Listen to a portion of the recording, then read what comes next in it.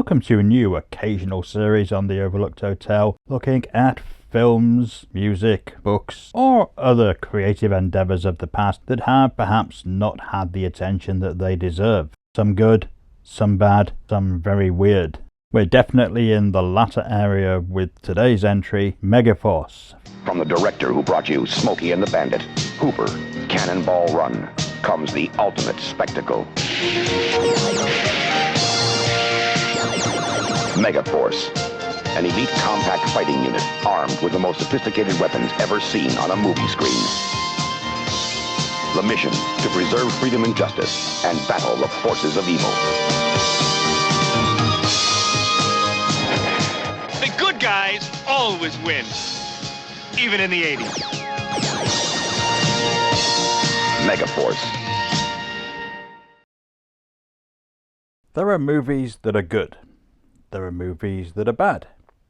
And there are, arguably, movies that are so bad that they're good. And then there are movies like Megaforce. Movies that so spectacularly misfire on almost every level that you find yourself watching in a state of confused disbelief, wondering just how this ever got made and what was the thinking behind it. This is not simply a bad movie. Oh no. It's a woefully misguided idea in so many ways that you really have to hope that it was the result of an excessive coke binge, because the idea of this being greenlit, shot and then released with the expectation that it would clean up at the box office by people in their right mind is utterly incomprehensible. Let's be clear here. This isn't The Room, Birdemic or the like. Those were low-budget indie films from outsider artists with little idea of how filmmaking actually worked. This, and I feel I can't emphasize this enough, was a very mainstream film, shot on a not insubstantial budget of around 20 million by established filmmakers that everyone involved, not to mention all the magazines like Starlog that bigged it up along the production route, expected to be a huge hit. It's an example of spectacular cluelessness and hubris that's maybe more in the ballpark of Sextet or Myra Breckenridge, to other mad vanity projects that somehow made their way through the studio system and attracted big-name actors. Okay, not huge names in this case, but still very well-known performers, with such a belief that the film would be a hit that a sequel was already in the planning before the movie had even been released. And that's the fascinating aspect of it, that no one looked at this at any point, not during the shoot, not in post-production, and thought, hey, maybe this isn't actually very good. No, everybody apparently just ploughed on as if this was going to be the next Star Wars. That takes a fascinating level of denial. Like those previously mentioned films, Megaforce is not necessarily a so bad it's good film. I have real issues with that whole concept actually, the often snobby golden turkey nonsense that's been pushed onto movies like Plan 9 from Outer Space, Blood Feast, Robot Monster and countless other low-budget films that actually made the best of what they had and are very often hugely entertaining when you stop clinging to traditional ideas about what a film should be and open yourself up to alternative production techniques that show individuality and a uniqueness that would be seen as innovative and challenging in the hands of more openly experimental filmmakers. I suppose that in a way we should thank the sneering bastards that scoff at filmmakers like Ed Wood for at least bringing their films an attention that they might have otherwise not had. At least you could see these films once their questionable reputation was established, at a time when many of their contemporaries were just not at all available. That's something, I suppose, and as the films gained a wider audience, so they were seen by people who could see beyond the mockery and recognize the uniqueness and the sincerity of these films. Megaforce, though, is something else. I'm not sure what exactly, but this is not outsider filmmaking in the way that an Ed Wood movie is. It's more an example of vanity run rampant, a curious self-importance that would bring the film crashing down in much the same way that other movies that were set up as major, important productions have crashed and burned on release.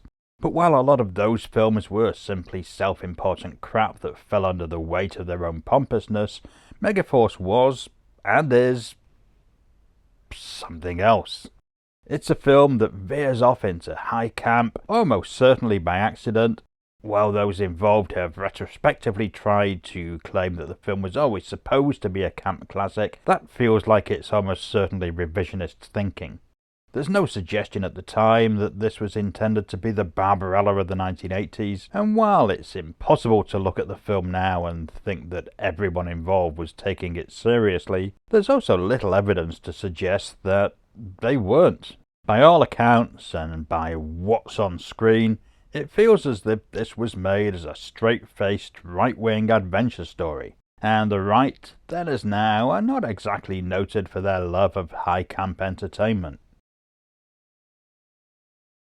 This is one of those movies that you immediately know is going to be terrible from the opening scenes, literally from the very first moment. It then simply becomes a matter of how terrible. Will it be simply bad, or will it become a mind-boggling slice of kitsch that remains entirely unaware of how ludicrous it is? Thankfully, it's the latter, and the film delivers the goods, being one of those movies that transcends being merely unbearable rubbish, and instead becomes a compellingly, hypnotically dreadful misfire, so ludicrous on practically every level that you find yourself marvelling at the lack of awareness involved, and the accidental entertainment value that the film delivers. There's a pre-credit caption that sets things up in more ways than one. Despite official denials by leaders of the free world, sources now confirm the existence of Megaforce, a phantom army of super-elite fighting men whose weapons are the most powerful science can devise. Their mission, to preserve freedom and justice, battling the forces of tyranny and evil in every corner of the globe. Well, quite. We then go straight into the opening titles, backed with what is possibly the trashiest Bontempi electro rock theme tune that you've ever heard. Have you seen Manborg? The score sounds like that. But Manborg was satire. This seems to be deadly serious. Well played, Gerald ML. This soundtrack certainly sits up there with your other triumphant composing work, the theme tunes to Dallas and Knots Landing. The story, what little there is, sees Major Zara and stiff upper-lipped General Edward Byrne White recruiting Megaforce, led by Ace Hunter and his good old boy right-hand man Dallas, to help stop military incursions into the peace-loving nation of Sardun by the militaristic and presumably communist leaders of neighbouring Gamibia, who have mercenary Duke Guerrera, an old friend or possibly lover giving their body language when they meet of Hunters, on their side. This Megaforce help seems to consist of a single foray into Gamibian territory to attack their forces, and proves to be rather useless given that it's all seen as an act of war. The Sardinians immediately back off, and Megaforce have to make a run for it, leaving all their equipment behind. This, you might recall, is an elite force fighting for freedom and justice. Well, as mentioned, Megaforce cost $20 million, a pretty hefty hunk of change in 1982, but manages to look like an episode of the Logan's Run TV series. The costumes are utterly ridiculous, and despite their extravagance, no one's credited for the design. It turns out they were created by Mattel. Yes, the toy manufacturer, whose executives were presumably smacking their lips at the prospect of a Star Wars-style merchandising bonanza as all the kids rushed to the shops demanding Megaforce dolls and costumes. You'll be unsurprised to hear that in the end, there were very few Megaforce toys produced, though Mattel did make a playset that I assume is hugely collectible now. I've never seen one. Did any of you have the playset? let me know in the comments. The vehicles, much hyped in production, look like cheap mock-ups and the special effects are dismal. You have to wonder how a film costing so much and coming in the wake of several special effects spectaculars could possibly feature such dreadful blue screen processing. The damn thing even takes place almost entirely in a desert, the hallmark of cheap TV shows. And the TV style even extends to the clumsy dialogue and the fact that no one actually seems to die in the massive missile battles that take place. Tanks might be hit, but in the tradition of the A-Team, the film shows the occupants scrambling for safety before the thing explodes. Still, at least Megaforce get their shots on target. The Gamibians and their mercenary helpers are such terrible shots that a dozen tanks firing at a couple of low-flying large aircraft only manage a couple of hits.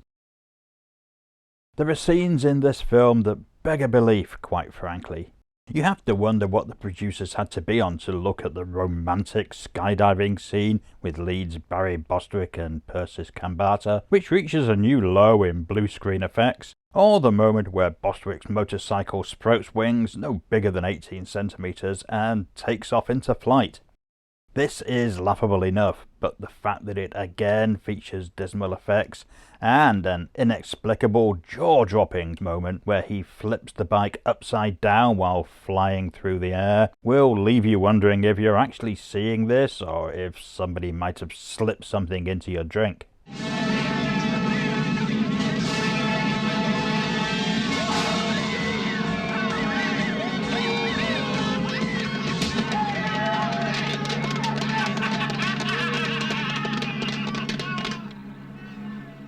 Barry Bostwick is the least convincing action hero that you'll ever see, with his gold lame jumpsuit emphasizing his skinny frame, his bouffant haircut, and inexplicable pale blue ribbon tied around his head.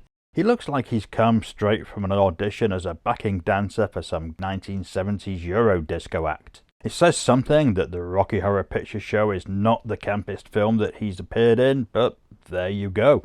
What a pity that Megaforce and Rocky Horror never made it to midnight movie double bills. Persis Kambata as Major Zara seems to be in the film simply because the makers didn't want it to be a total sausage fest. She's allowed to show that she's just as tough as the boys, while of course falling in love with Bostwick in one of the most unconvincing and rapid romances in film history, but then she's told that she can't take part in the final mission, which is for boys only, and so is reduced to standing around pining. You had to feel sorry for Kambata. Star Trek seemed to launch her into stardom, but within a couple of years of making that film and the impressive thriller Nighthawks, she was reduced to the likes of this, Warriors of the Wasteland, and She-Wolf of the Wasteland. This is the lesser of the films, by the way. At least those movies knew exactly what they were from the start. Frankly, she deserved a better career, and I sometimes wonder if, as the highest profile new cast member in Star Trek, she was somehow held responsible for that film's failure. Everyone else is a one-dimensional stereotype with nothing to do. Edward Mulhar, who plays the Colonel, went from here to Knight Rider, where he was the only other consistent character alongside David Hasselhoff, so this film was little more than a blip in a career mostly taken up with TV guest appearances. Michael Beck, the relentlessly cheery Dallas, was in the midst of a run of rather camp movies where everybody seemed ready to jump out of the closet at any moment. He'd just made The Warriors and Xanadu before this and would go on to Battle Truck, also known as Warlords of the 21st Century. Most of the cast seems to be taking it surprisingly seriously, though it surely must have become apparent how kitsch the whole thing was as production continued. The one exception, perhaps, is Henry Silver, an actor with a long enough career in nonsense to know when to indulge his natural instincts for overacting and camping it up. He's clearly aware of what he's become involved in and behaves accordingly. But perhaps we should be glad that he's really the only one. Films like this are best if everyone is playing it with a straight face, rather than a nod and a wink to the audience.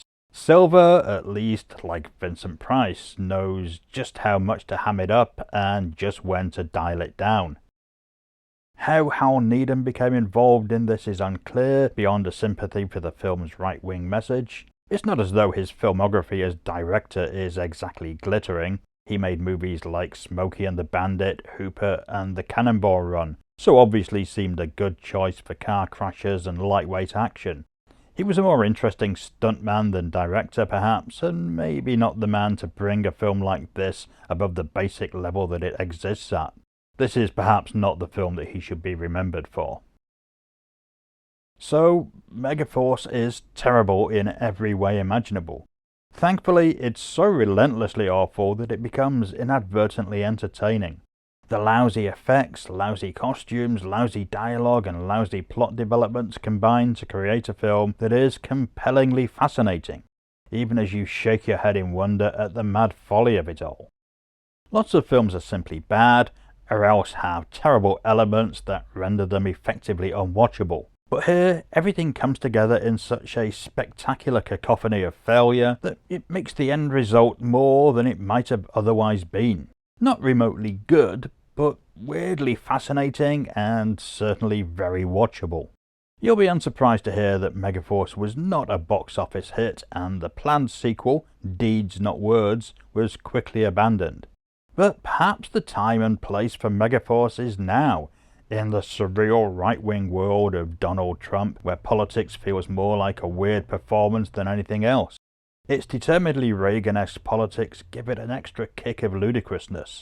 If you were to remarket this as a satire of right-wing nationalists, for whom you can imagine deeds not words being a popular slogan, it could well find a new audience that enjoys its ham-fisted attempts at heroics and the kitsch bad taste of it all. If you enjoy these dives into the outer limits of film history and want us to do more, then why not give this video a like, subscribe to the Overlooked Hotel if you've yet to do so, and let us know what you think in the comments.